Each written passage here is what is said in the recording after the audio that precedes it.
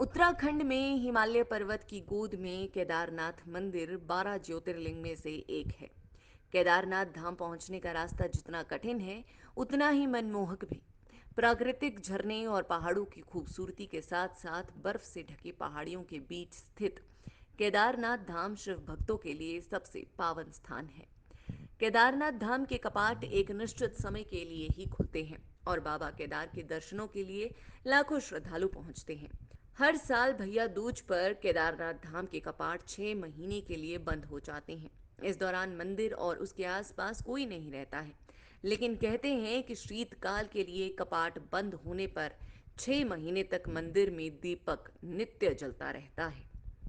पुराणों के अनुसार केदार श्रृंग पर भगवान विष्णु के अवतार नर और नारायण ऋषि ने तपस्या की थी।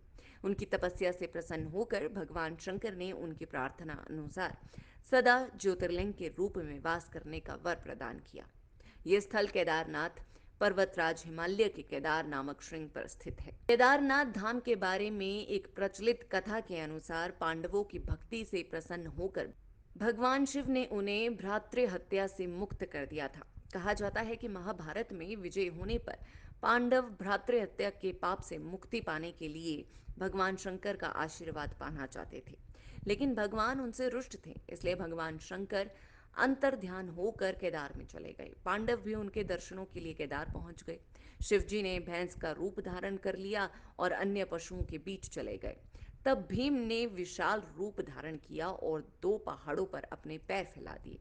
सब पशु तो निकल गए, लेकिन शंकर जी रूपी भैंस ने ऐसा नहीं किया। भीम बलपूर्वक इस भैंसे पर झपटे, लेकिन भैंसा भूमि में अंतर्ध्यान होने लगा। तब भीम ने भैंसे की त्रिकोणात्मक पीठ का भाग पकड़ लिया। भगवान शिव पांडवों की भक्ति और दृढ़ संकल्प देखकर प्रसन्न हो गए और दर्शन देकर पांडवों को पाप से मुक्त कर दिया। मान्यता है कि उसी समय से भगवान शिव भैंस की पीठ की आकृति पिंडी के रूप में केदारनाथ धाम में पूज्य है।